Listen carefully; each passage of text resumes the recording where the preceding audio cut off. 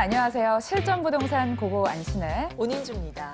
정부가 조만간 가계부채 종합대책을 발표할 예정인 가운데 은행들이요, 가계나 중소기업의 대출 심사를 더 깐깐하게 할 것이다라는 전망이 나왔더라고요. 맞습니다. 한국은행이 금융회사를 대상으로 조사를 해봤더니 앞으로 대출 심사 규제를 강화하겠다라고 대답한 곳이 완화하겠다라는 곳보다 훨씬 많았습니다. 이 밖에도 가계 소득 개선은 부진할 것으로, 그리고 빚을 갚는 부담감도 커질 것으로 예측이 되고 있더라고요. 맞습니다. 가뜩이나 지금 부동산 시장은 눈치 보기 장세가 짙은 가운데 앞으로 거래 절벽이 나오지 않을까 하는 우려감도 솔솔 제기되고 있는데요. 정말 대책이 필요한 시점이 아닌가 싶습니다. 네, 저희와 함께 이기는 시장 전략 세워보시는 건 어떨까요? 1시간 동안 채널 고정해 주시고요. 그럼 본격적으로 출발합니다. 실전 부동산 고! 고!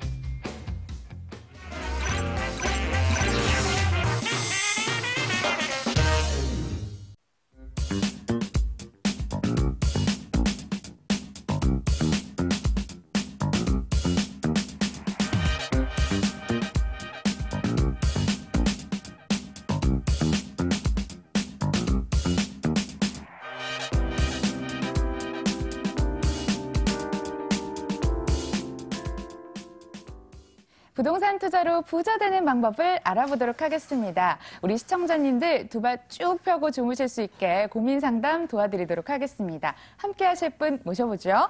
마르스컴퍼니 주용남 본부장 나오셨습니다. 안녕하세요. 안녕하십니까. 자, 여러분, 부동산 투자 관련된 궁금증 무엇이든 좋습니다. 전화 상담 기다리고 있거든요. 오늘은 022077-6357 열어두고 있겠습니다. 하단에 번호 나가고 있죠? 자, 그럼 저희에게 미리 접수 주신 사연부터 만나볼게요. 화면으로 보시죠. 인천시 서구 연희동 청라중흥 S클래스 1단지 44평형을 2008년에 분양받아 전세로 투자하고 있는데 계속 보유할지 매도할지 고민입니다 하셨어요. 청라국제도시 안에 위치해 있어요. 이제 10년쯤 지나니 갈아탈까? 이런 생각도 좀 드시는 것 같아요. 해결책 좀 주세요. 예, 이 청라중흥 보도록 하겠습니다. 일단 이분은 초기에 분양을 받으신 분 같습니다. 그래서 지금 가장 당면 과제가 원금을 회복할 수 있겠는가, 이거를 고민하고 계실 거라고 생각이 됩니다. 이 중흥 S클래스가 초기에 분양가는 아마도 대략 한 5억 3천 정도 했을 것이고요. 지금 시세가 좀 하락을 해갖고 4억대 중반 정도의 거래가 되고 있을 겁니다. 한 8천에서 1억 정도 자금이 잠겨 있는 것이죠. 그래서 지금부터 시작해서 내 원금을 회복할 수 있을 것인가, 이 부분을 이제 설명을 드리면 될 것 같은데요. 내 보유 기간을 지금부터 시작해서 한 4년 정도 추가적으로 더 끌고 갈 수 있다라고 한다면 충분히 원금 회복은 가능하다라고 보여집니다. 그래서 그 관점에서 설명을 드리도록 하겠습니다. 말씀드린 것처럼 매매가는 최초 분양가에서 좀 많이 빠져 있는 상태입니다만, 현재 이 청라신도시의 전반적인 가격 구조를 한번 살펴봐 드리자면, 다른 아파트 단지 모두 다 이제 포함해서 좀 설명을 드리도록 하겠습니다. 30평대 같은 경우에, 그리고 30평대에서 50평대 같은 경우에 가격 차이가 크게 나지 않습니다. 대략 4억에서 5억 선, 1억 내외로 한 20평 정도 차이가 나더라도 1억 내외로 가격 차이가 크게 벌어지지 않는다는 것이죠. 보통 이런 조건 하에 있을 때 시간이 지나면 지날수록 부채꼴 모양으로 이렇게 가격이 벌어지게 되죠. 50평과 40평, 30평의 가격 격차가 이제 확연하게 드러나게 될 것이고요. 전세가를 보더라도 문의하신 44평 같은 경우에 전세가가 지금 한 대략 3억 선 정도 거래가 되고 있을 겁니다. 근데 이 3억이, 지금은 3억이지만 한 몇 년 전만 해도 1억대 후반이라든지 한 2억 정도였는데 전세가는 꾸준히 상승을 했다는 얘기죠. 매매가는 거의 제자리 걸음을 했지만 전세가가 꾸준하게 올라가고 있습니다. 이렇게 가격만 놓고 봤을 때 일단 상승 전환할 수 있는 그런 조건은 갖춰가고 있다라고 보여지고요. 그러면 이 가격을 놓고 봤던 이 관점을 뒷받침할 수 있는 그 개발 호재들을 살펴보셔야 되겠죠. 신도시입니다. 청라국제 신도시죠. 이 신도시가 개발될 때 어떤 모습으로 변화가 되어 가는지 이제 가장 두드러진 양상을 이제 보시면 되겠는데요. 가장 마지막에 이루어지는 것이 이 교통 호재와 함께 그리고 대규모 업무타운이 들어오게 되죠. 지금 계획 인구의 거의 한 90% 정도는 입주를 완료한 상태죠. 인구도 거의 다 들어왔고 이 마지막 방점을 찍을 수 있는 교통호재와 업무타운만 이제 완성이 되면 되는 상태입니다. 교통호재 보시면은 7호선 예비 타당성 통과를 했습니다.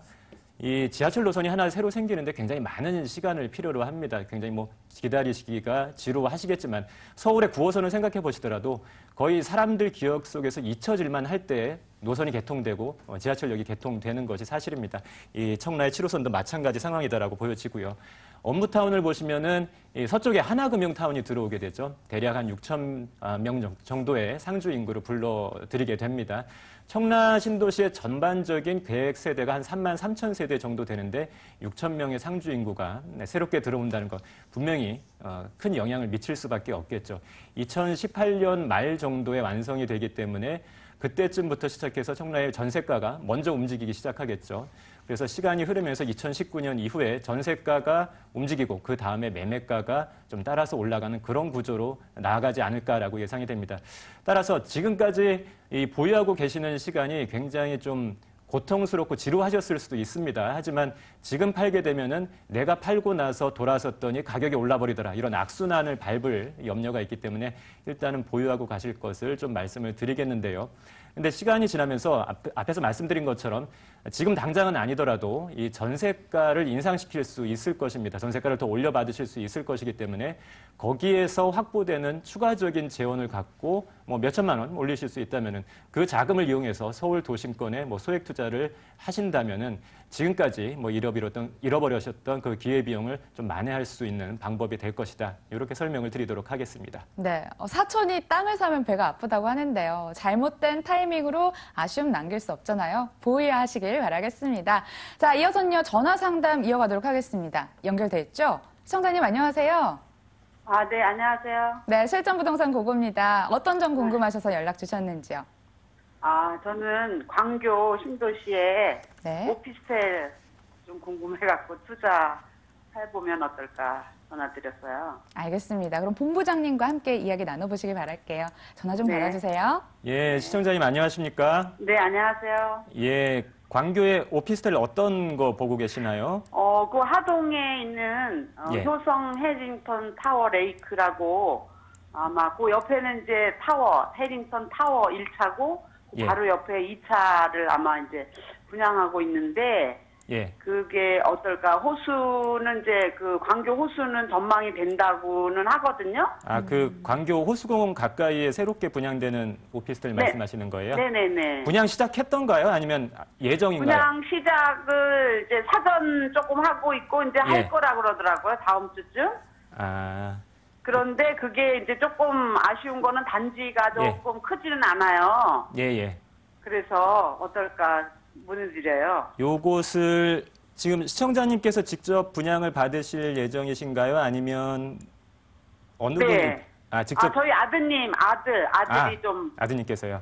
네, 알겠습니다. 그러면 아드님에 대해서 제가 좀 여쭤볼게요. 어떻게 네. 그러니까 오피스텔 지금 생각하고 계신 오피스텔 말고 다른 주택을 갖고 계신가요, 아드님이? 아니, 없어요. 이제 집은 예. 없거든요. 무주택이시고 결혼은 하셨던가요? 안 했어요, 아직. 아직 미혼이신 상태이고요. 그러면 이 오피스텔 몇 평짜리 생각하고 계세요?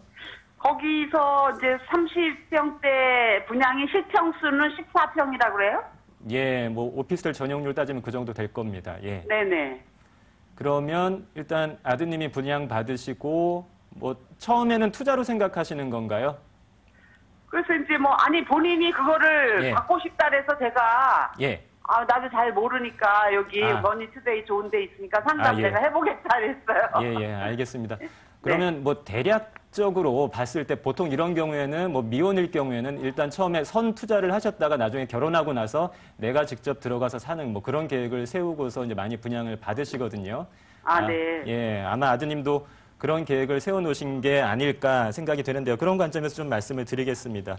이 오피스텔을 보고 계신 거지 않습니까? 네네. 이제 이 오피스텔이라는 이 부동산 유형의 특징을 먼저 좀 정확하게 이해를 하실 필요가 있을 것 같습니다. 간단하게 설명을 드리겠습니다.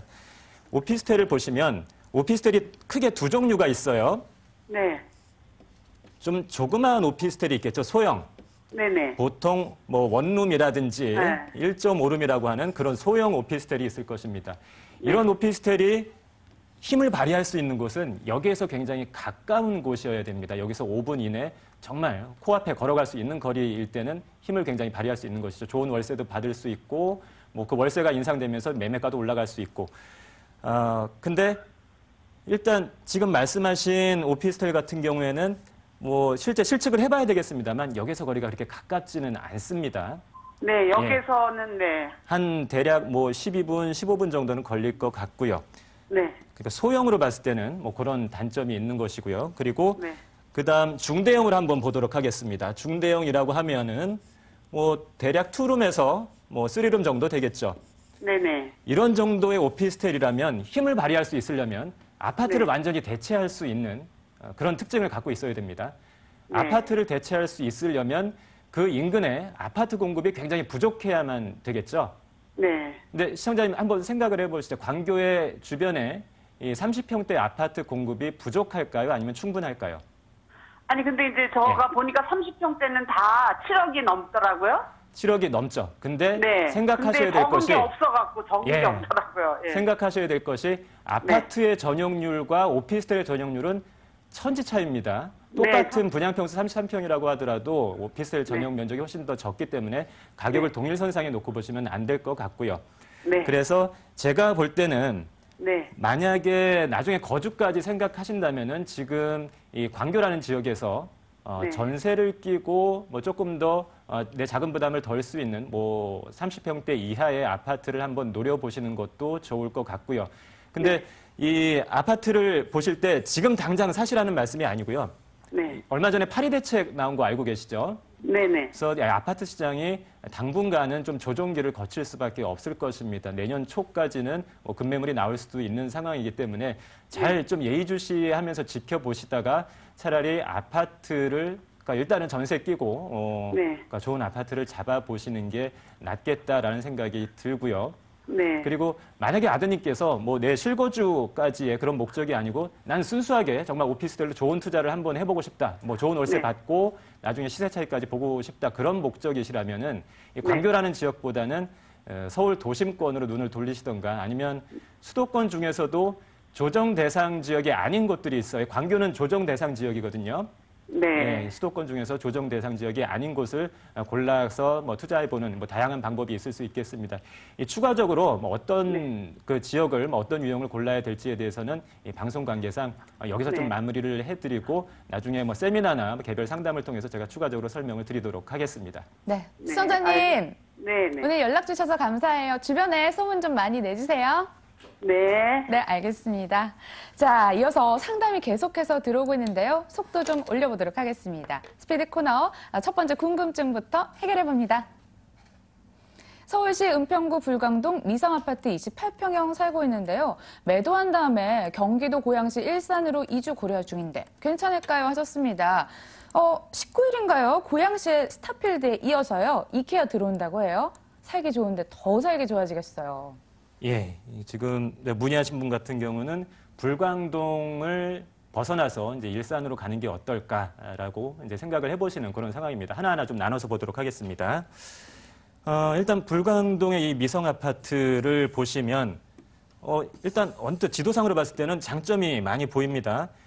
불광역 더블 역세권, 이제 3호선 6호선 이 더블 역세권에서 굉장히 가깝습니다. 한 5분 정도 되겠네요. 거기다가 뭐 재건축 호재까지도 뭐 아직 확정적이지는 않습니다만 재건축 이슈가 끼어 있는 그런 아파트죠. 그런 영향으로 인해서 최근 가격도 꽤 많이 올랐습니다. 하지만 이 재건축이 진행되고 완성될 때까지 장기간 끌고 갈 아파트는 아니다라고 보여지고요. 오히려 지금 이 호재에 의해서 가격이 많이 뛰고 있는 이 순간을 매도하기 좋은 시점이다라고 판단하시는 것이 맞겠습니다. 이유를 좀 설명드리자면 이 재건축이 효과를 보려면 주변에 그러니까 신축 아파트가 좀 적은 경우가 좋겠죠. 재건축 이후에 나홀로 좀 신축 아파트로서 영향력을 발휘할 수 있어야 되는데 생각보다 주변에 꽤 최근에 만들어진 아파트들이 많다는 것이죠. 이제 그게 문제가 될 것이고 이 지역 자체가 역에서는 가깝습니다만 지형 지물상에 좀 장애물이 있습니다. 하단으로 또 남쪽으로 내려와야만 이 업무지구의 마포 쪽 업무지구에 접근을 할 수가 있을 텐데 백년산에 가로막혀 있고요. 또 안산에 가로막혀 있어서 멀리 돌아갈 수밖에 없는 그런 단점들이 있습니다. 따라서 업무시설 측면이라든지 재건축 이후에 그 신축으로서의 희소성 측면에서 재건축 사업성이 그렇게 높게 보이지는 않습니다. 지금 뭐 단기적으로 매도 어떻게 타이밍을 한번 잡아보시는 것이 좋겠고요. 그리고 그 이후 일산으로 가시는 것을 말씀을 하셨는데요. 그 일산과 관련해서는 좀 이 서울과 수도권 전반에서 일어나고 있는 현상을 하나 말씀드리는 것이 좋을 것 같습니다. 굳이 이 사례 주신 분 같은 경우에는 일산까지 가실 필요 없겠고요. 가까이에 뭐 상암이라든지 수색증산 뉴타운을 먼저 보시는 것이 맞겠습니다. 우리가 일기 신도시 그리고 예전에 만들어진 이 원도심들이 지금부터 시작해서 한 30년 정도 벌써 이제 수명이 지나가고 있습니다. 그러다 보니까 대표적으로 일어나고 있는 사례들이 과거에 분당에 쏠렸던 관심들이 판교로 옮겨가고 있고요. 그리고 과거의 구도심이라고 할 수 있는 수원에서 광교로 움직이고 있죠. 또 일산과 같은 경우도 마찬가지가 되겠습니다. 바로 가까이에 있는 아까 말씀드린 상암도 대비가 되겠고요. 고양 삼성지구도 거기에 이제 포함이 될 것입니다. 조금 더 서울이랑 가까운 곳으로 이동하고 있고 힘이 쏠리고 있기 때문에 이러한 현상들을 좀 머릿속에 담아두시고 내가 지금 살고 있는 곳을 떠났을 때 어디로 이동하실지 그 판단 기준을 잡으시는 것이 좋겠습니다. 구체적으로 어느 지역을 선정하실지는 역시나 개별 상담이나 세미나를 통해서 더 추가적인 설명 드리도록 하겠습니다. 예, 미성 아파트는 매도하시고요. 일산보다는 오히려 서울 더 가까운 쪽으로 바라보시길 바라겠습니다. 다음으로 두 번째 고민도 함께 열어볼게요. 서울시 강서구 화곡역 인근 원룸 건물 매수할까요? 직접 건축할까요? 하셨습니다. 말 그대로입니다. 다 차려놓은 밥상 밥을 먹을 것인지 아니면 직접 구미에 맞게 만들 것인지 그 고민 중에 있어요, 지금. 예, 일단 지역은 잘 선정을 하신 것 같습니다. 화곡역 인근이 임대업을 하기엔 굉장히 좋은 장소죠. 유동인구도 많은 곳이고 월세 받기도 좋은 곳입니다. 근데 매입을 할 것이냐, 내가 직접 건축을 할 것이냐 판단하기 쉽지는 않습니다만 통상적인 경우에는 내가 직접 건축을 했을 때 그 비용을 절약할 수 있는 경우가 많긴 합니다. 하지만 경험이 없는 분이 막바로 건축에 뛰어들었을 때는 여러 가지 리스크에 직면을 할 수가 있다는 것이죠. 따라서 사전에 면밀하게 좀 가격 분석을 해보실 필요가 있겠습니다.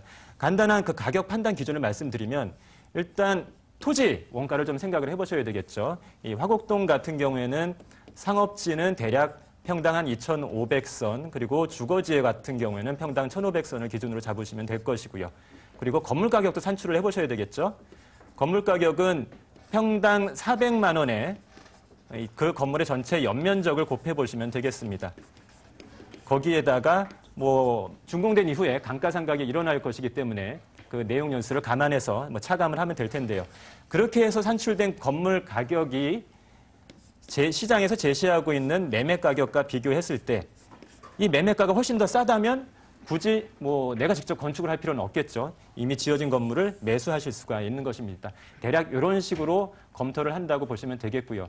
이 외에도 세금이라든지 기타 부대 비용 좀 세밀하게 검토를 해보셔야 될 부분들이 많습니다. 따라서 실제 물건을 한번 놓고서 세미나에서 한번 좀 찾아오신다면 구체적인 설명을 드리도록 하겠습니다. 네, 틀을 알려주셨습니다. 틀을 중심으로 조금 더 면밀하게 살펴보시고요. 전화나 세미나를 통해서 함께 해보시길 바라겠습니다.